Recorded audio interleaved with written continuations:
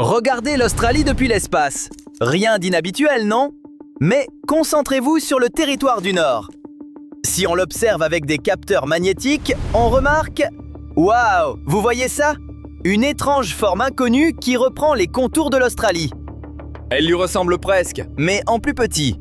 Comme une jumelle du continent, enfouie très profond. Alors, c'est quoi? Des lattes volcaniques? De l'or? Non, bien plus étrange. C'est une anomalie magnétique. Oui, c'est sûrement confus pour l'instant, mais voyons ce qui se passe en Australie. Il existe des appareils appelés magnétomètres. Ils mesurent les champs magnétiques et les géologues s'en servent pour explorer l'intérieur de la planète. Les signaux viennent de métaux et de minéraux enfouis très profonds. Ils remontent, puis les capteurs les détectent. Un jour, des avions équipés de magnétomètres ont survolé le nord de l'Australie. En traitant les données, ils ont repéré une anomalie aux limites géologiques nettes. Quelque chose, dans les profondeurs australiennes, envoyait des signaux magnétiques et suivait le contour du continent. Comme ces signaux viennent de roches profondes, les scientifiques pensent que des ressources précieuses, minéraux et métaux pourraient s'y cacher. Mais hors ressources possibles, que nous apprend-elle? Dans ces roches, il pourrait y avoir des matériaux volcaniques formés il y a plus d'1,5 milliard d'années, bien avant l'apparition des dinosaures. Toute cette masse pourrait éclairer l'histoire de notre planète et la formation du continent australien.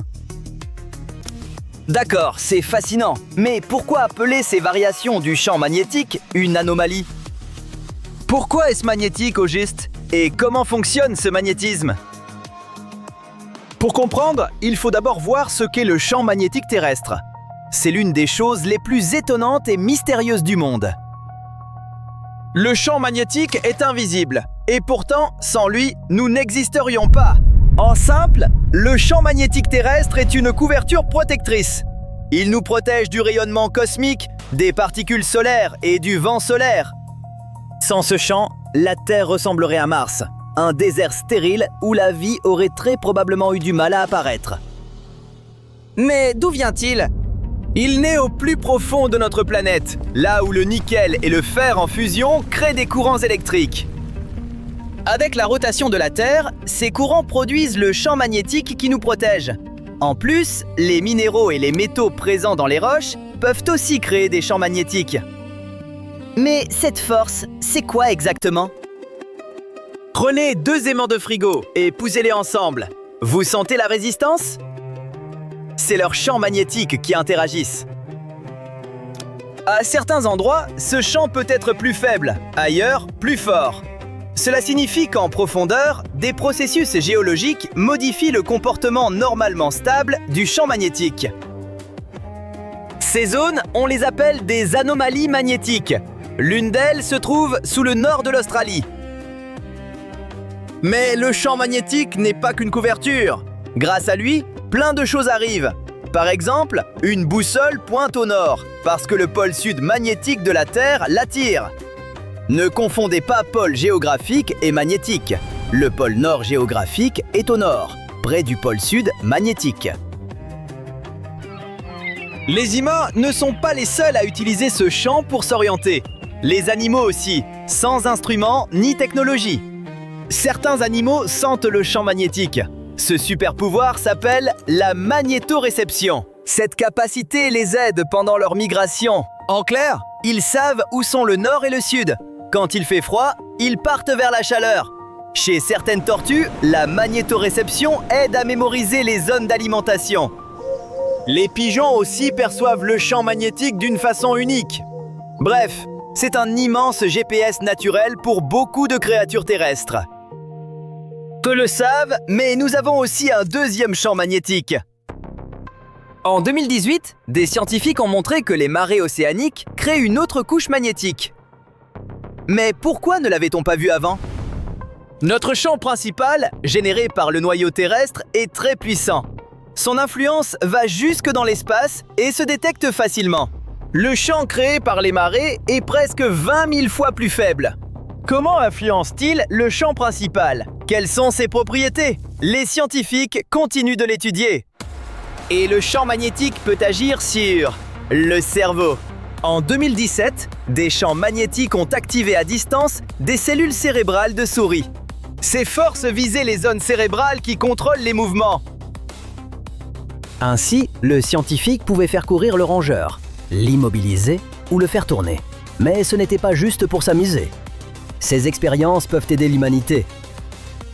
Si un petit animal peut bouger ainsi, imaginez ce qu'on peut changer dans le cerveau. Améliorer l'état psychologique, par exemple. À terme, on pourrait passer aussitôt d'un état dépressif à une humeur joyeuse. Cette technologie pourrait traiter des maladies du cerveau et du système nerveux. Cette technologie peut sembler contrôler l'esprit, mais pas de panique. Ces champs traversent les tissus presque sans effet. Alors, comment ont-ils réussi à contrôler ces souris? Les scientifiques ont implanté de minuscules particules magnétiques dans leur cerveau. Sous un champ magnétique, elles chauffaient et activaient les neurones. Le grand spectacle commence quand le champ magnétique rencontre le vent solaire, courant électrique et force magnétique. À ce moment-là, une vraie tempête cosmique éclate dans le ciel, visible en magnifiques aurores. Ces tempêtes ne sont pas seulement belles, elles peuvent aussi perturber satellites et appareils électroniques. Parfois, cela provoque de petits bugs dans votre GPS ou dans la connexion Internet de votre téléphone. Mais certaines tempêtes magnétiques ont été si énormes qu'elles ont eu des conséquences catastrophiques. L'une d'elles a eu lieu en 1859. On l'appelle l'événement de Carrington. Le 1er septembre 1859, un astronome amateur, Richard Carrington, a observé un éclat blanc soudain et très brillant sur le Soleil. Cet éclat s'est révélé être une énorme éjection de plasma depuis la haute atmosphère solaire. Environ 17 heures plus tard, cette énergie a atteint notre planète comme une puissante tempête. Tous les télégraphes de l'époque sont tombés en panne. Les aurores boréales ont été visibles dans le nord, mais aussi sous les tropiques. Pour beaucoup de gens qui n'avaient jamais vu d'aurore boréale, ce fut une vraie surprise. Que pouvaient-ils penser? La fin du monde? Des forces inconnues venues de l'espace? Beaucoup ont été stupéfaits, mais le vrai choc s'est produit dans les grandes villes. Les communications télégraphiques se sont arrêtées. Le monde a plongé dans un silence étrange. Les télégraphes lançaient des étincelles, parfois jusqu'à l'incendie. Plus moyen d'envoyer ou recevoir des messages vitaux. Heureusement, les conséquences n'ont pas été si graves. À l'époque, les technologies de communication débutaient à peine. Mais que se passerait-il si un tel événement survenait aujourd'hui?